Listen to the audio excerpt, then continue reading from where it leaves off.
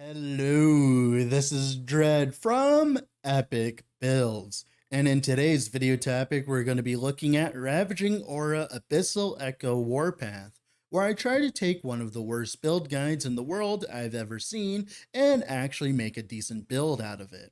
And spoilers, it's not terrible. If you enjoy Last Epoch content and want to see more of it, be sure to leave a like on the video and subscribe to the channel, as that's the best way to support me currently.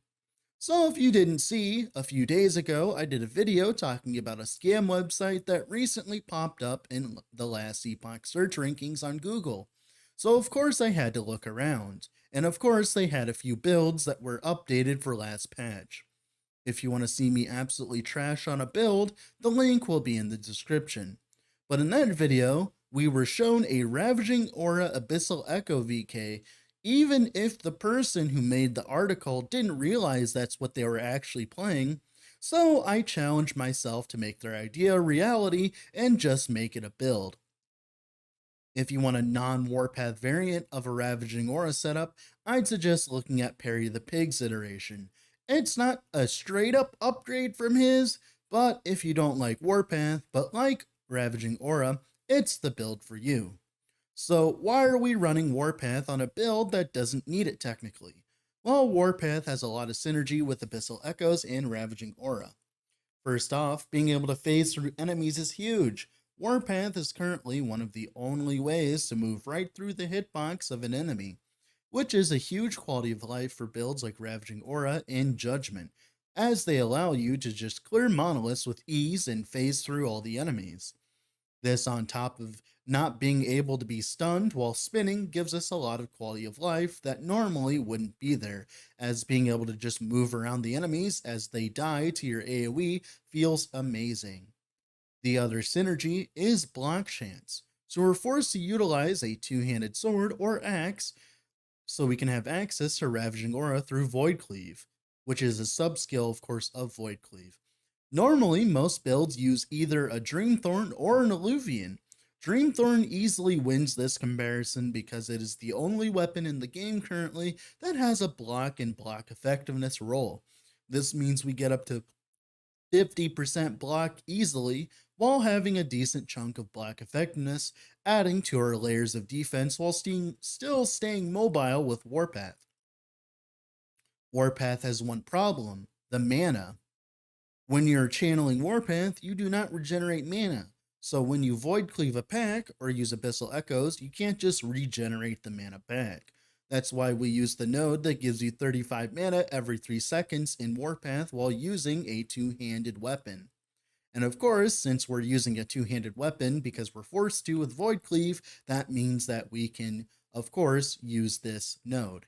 This is enough to sustain completely either Abyssal Echoes or Void Cleave, but not both. So for trash, we just use Ravaging Aura, but for single target, you use Abyssal Echoes. Another reason why we're utilizing Warpath is because there's a node inside Void Cleave that gives you 80% more damage with your next Void Cleave after channeling Warpath for a few seconds.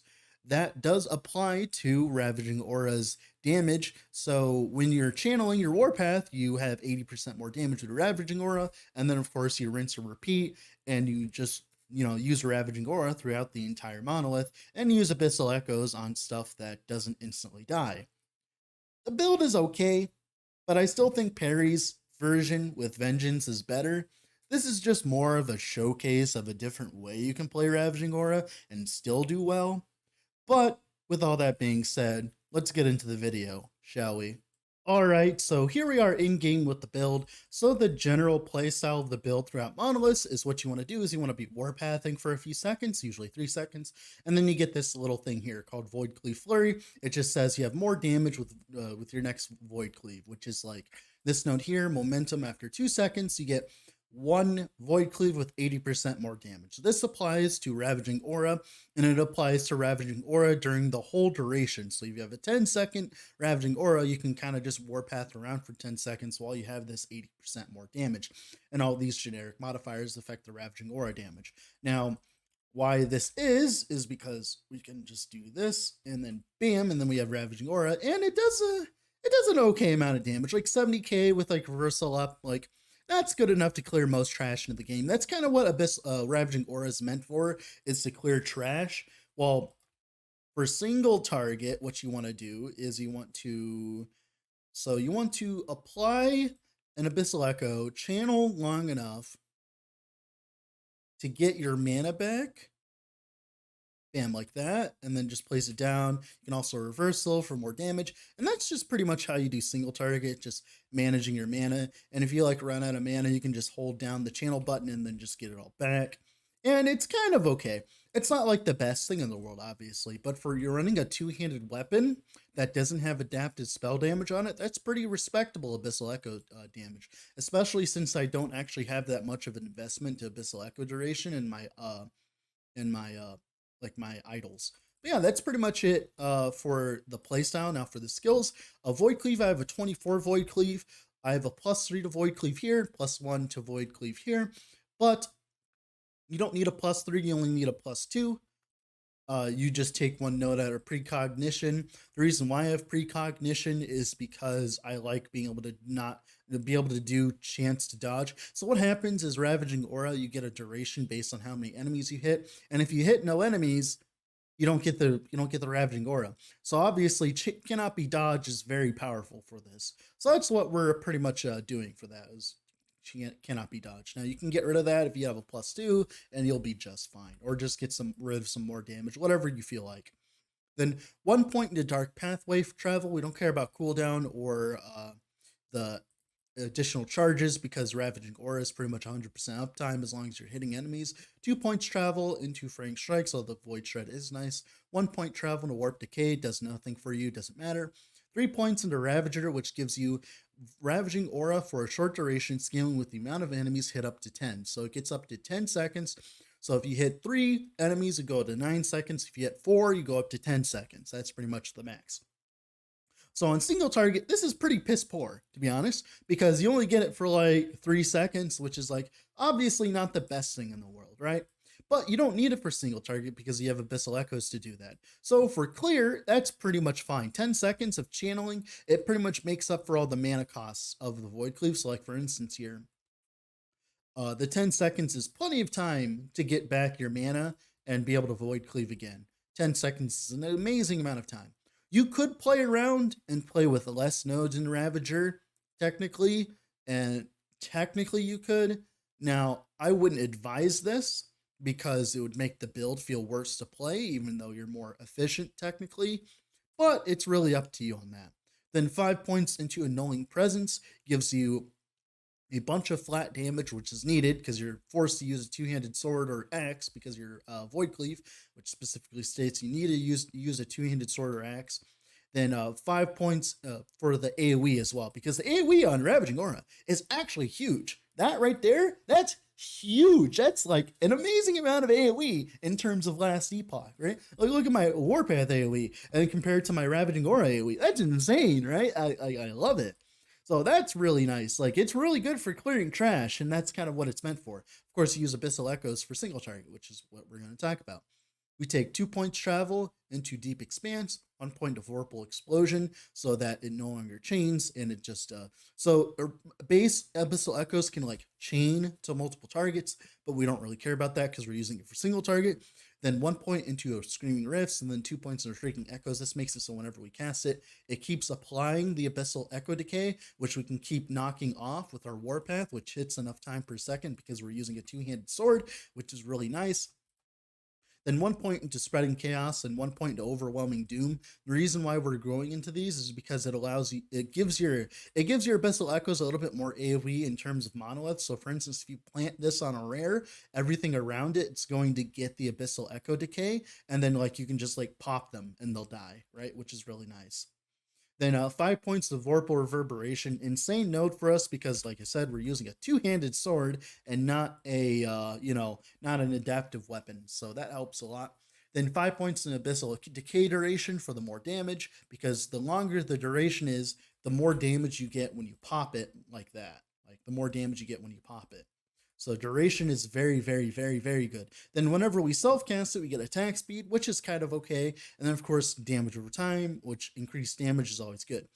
Void Supremacy does not work for Void Cleave, sadly. Work for Ravaging Aura. It does not work for Ravaging Aura. That's why we're not getting it. And that's pretty much it for the setup. You could do a different setup instead of this. You could go down, go for time compression and abyssal dispersion, and just spam a bunch of abyssal echoes and then like warpath around the target. But the problem I found with that is it just doesn't feel good to play, and it's just better just to have one abyssal echoes all the time.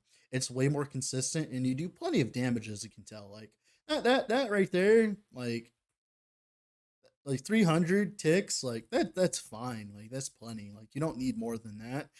More than that's overkill, and like you'd rather the build feel better than have more damage, right? Then that's pretty much it for Abyssal Echoes. Then for sigils, your stereotypical void sigil setup. This is very important for the build because it gives you a bunch of flat damage, which you don't get because of Dreamthorn. You do get a bit of flat damage by scaling Vitality, thank God, with Abyssal Echoes, hence why we're doing so much damage with it. But Ravaging Aura does not get flat damage per Vitality for some reason. It gets increased damage. It does not get flat for some reason. It makes no sense to me. But it's like whatever.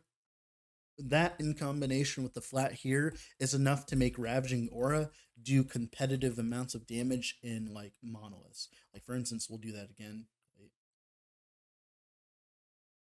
Like 20k and then 70k. That's like plenty for like clearing trash in monolith. And like I said, if you have any problems with anything, you just plop an abyssal echoes under them and they just instantly die. So that's nice. And that's pretty much it for sigils. Reversal, the usual dot setup for reversal. We don't care about attack speed. We could shave some points here actually and go for movement speed, which I probably should have done. Although having cooldown on reversal is nice as well. So it's really up to your preference on whether you put an extra point in time sap and 2 points in traveler's fatigue, and of course more points into catching up. But like, you know, it's really up to your discretion. Then Warpath here. So we take 2 points travel into Unchained, 1 point into Reckless Spin. This makes our Warpath cost 0 mana when we're channeling, so when we're moving around. Then we have 3 points into Quicksilver Wind. This pretty much negates the movement speed downside of Warpath. Like you get a little bit of a like nerf, but it's like not big enough to matter. Then 1 point travel to Iron Reach. We don't really care about our AoE because we're not doing damage with Warpath. 5 points to Juggernaut Stance. This on top of Dreamthorn, the block here. Block effectiveness, and our sigils up means we get to 48% chance to block and some block effectiveness. Now you could run block effectiveness idols to buff this up further if you feel like as though you don't need that much damage, which we could showcase here real quick. Here, like block effectiveness here, is that a good rolled one? No, it's not really a good rolled one. Block effectiveness here.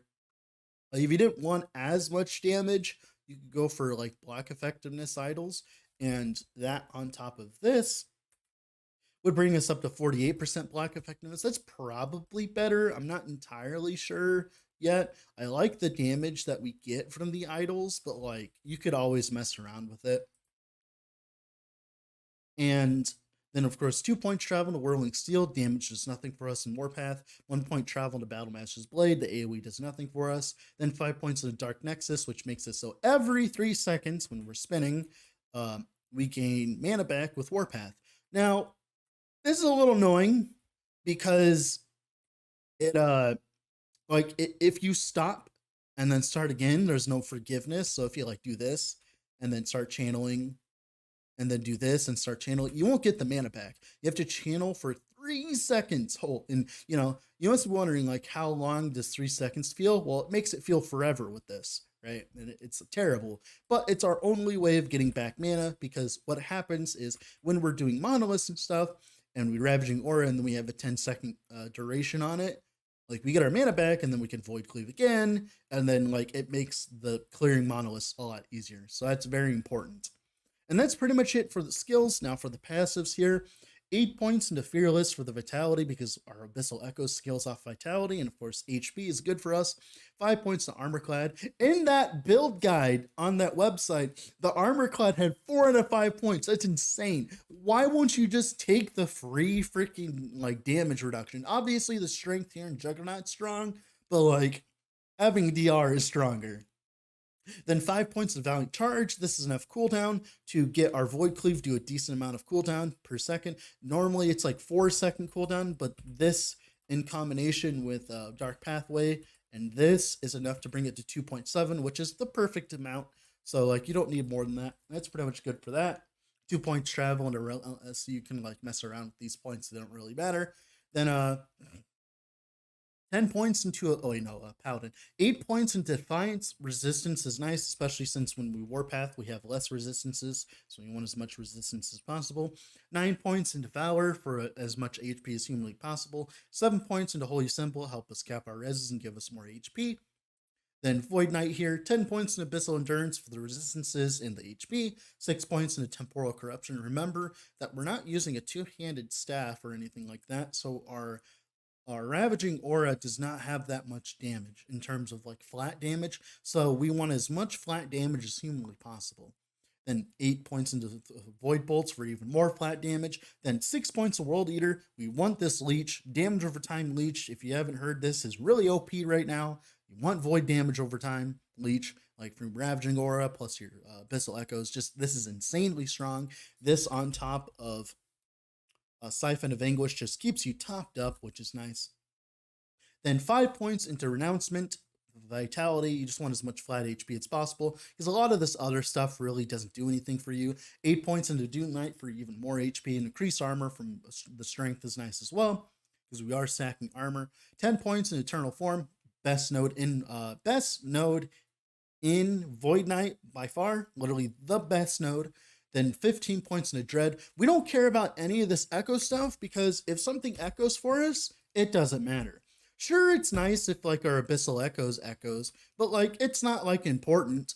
And our Void Cleave echoing does nothing for us at all. So like it literally does nothing. Like you will just get the same. We can't have more than one instance of Ravaging Aura on us. So echo is literally nothing to us. We just need just enough echo chance to keep up the increased damage for 4 seconds when a skill echoes on single target. That's all we need.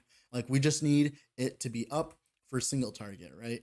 That's all we need. We just need it to be up for single target. Although you could be said it'd be better to run block fitness idols than that since our echo is so low, but it's really up to you on that. I like the increased damage. Having more damage is nice. And that's pretty much it for the passive tree. Now for the items, I do have a few legendary items. I have a few exalted items too.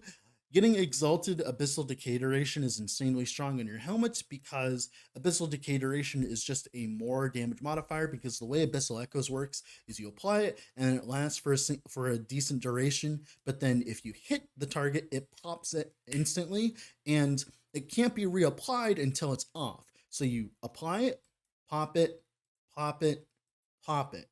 And the reason why duration is so strong is because since you're instantly popping it, the duration is generically just a more damage modifier. So having duration on your helmet or your idols is insanely strong. I managed to snag a 60% duration on my helmet, a T6 one, which was enough to make it so I don't have to run any idols. I think 60% is enough. You could get more if you wanted more single target, but it's really up to you. Dreamthorn with 1 LP. Dreamthorns drop all the time with LP, so increased damage on it isn't really that hard to get. You definitely want either increased damage over time or increased void damage. Either of those is insanely strong. Of course, you want exalted rolls, yada, yada, yada, but that's perfect. For suffixes, you don't really care. You can get like health on hit or whatever, but mainly, or you can get chill on hit, but mainly you want increased damage on your Dreamthorn. This brings it from a mediocre weapon to a decent weapon. And of course, you want a better rolled block chance one than I have and block effectiveness rolled than I have. I have a pretty shitty Dreamthorn now, I realize. The main reason why we like it is because of the 40% pen, and none of the other swords gives us anything close to that because we're forced to use a sword for Ravaging Aura, right? Because of Void Cleave. So why not just use a sword that gives us block and Void Pen? Pretty much our weapon is a certified stat stick. Pretty much, if you think of it like that. Just think of it like a stat stick, and it's like way better because we get all over flat in other places, right? Then for the chest, spell plus flat damage, you want flat damage, either vitality or spell void damage. Spell void damage applies to the Abyssal Echoes and the Ravaging Aura, while vitality only pretty much applies to the pretty much applies to the Abyssal Echoes, but you get more HP, so it's really up to you in that regard. Plus 2 at Abyssal Echoes is insanely strong because it allows you to grab everything here. If you don't have a plus 2, you could just take 2 nodes out of Embrace the Darkness and then run Vitality, or Abyssal Decay Duration. That's another choice. It's really up to you on that. It's just like preference at that point. Of course, HP, you want as much HP as possible, especially on a Void Knight. Ring, damage over time, void damage, res, whatever else you need. Belt, I like Thorn Slinger because it allows you to get the +1 to Void Cleave, which is important. Now, do you need this? No, but it's nice. You could just use an HP belt. It doesn't really matter. It's really up to you. Thorn Slingers drop with LP all the time, so it's not very hard to get one with a decent HP roll.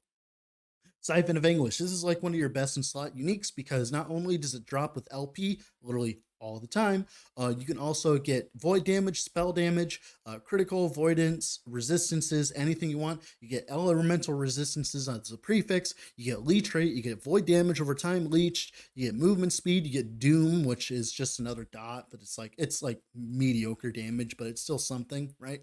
So it's like there's a lot of things that this ring does at once, and it's really good for you. So in theory, you could have double Siphon of Anguish and have an insane amount of leech, movement speed, resistances. Like Siphon of Anguish is like one of the best rings currently because of the LP system. Very, very nice because quintessentially it's implicit, reads elemental res and movement speed. So it's like a gold ring plus a Quicksilver ring, right? At base. And then if you benefit from everything else, it's like really extremely strong. And of course, you can get the 4 affixes as well if you get a 4 LP one. Like everything about this ring is insanely strong. And I really like the one that I pulled with this one specifically. Gloves, damage over time, strength, probably attack speed, doesn't really matter. You just want the damage over time, HP, that's the main stuff. You could use an atrophies. The problem with atrophies is you want as much HP as possible, so it's like if you get an atrophies with actual HP on it, then that might be the way to go, like an atrophies here. My atrophies has damage over time. I wanted HP, as you can tell, so I went for HP. This could give you way more damage, but obviously you want the HP. Then HP on the boots as well. This is actually a worse pair of boots than the other boots I have. Then of course, plus the void cleave on the relic. You want void damage, damage over time, spell damage, HP, endurance, resistance, whatever you can get there. Then on the amulet, void pen is very strong, damage over time, void damage, resistance, frailty is really strong too since you're warpathing all the time. Actually, I don't have frailty. That would make you feel a lot tankier. Frailty would be really nice.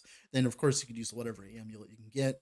Then I like void damage on my idols, void damage over time. You can get block effectiveness and void damage over time. That is a option. It exists. Where is it? This exists. This is probably better. Just having more block effectiveness is generally better on this build because it just gives you more DR. So maybe it's better. You have a little bit less damage, but it's like not really like not a problem, right? But this right here, having 4 of these is literally your best in slot. The only reason I have all these other stuff is because I wanted to have resistances, right? Now this is a really good idol. Like it gives you extra resistances and damage over time at the same time. So this is like this 3x1 is actually really good for Sentinel. But yeah, that's pretty much it for the character. That's it for the build. It's not as good as like the Vengeance version, but it definitely has its quality of life improvements versus the Vengeance version. And overall, I'm pretty surprised at how well Ravaging Aura feels. With all that being said, thank you all for watching. Have a wonderful rest of the day wherever you're at, and bye.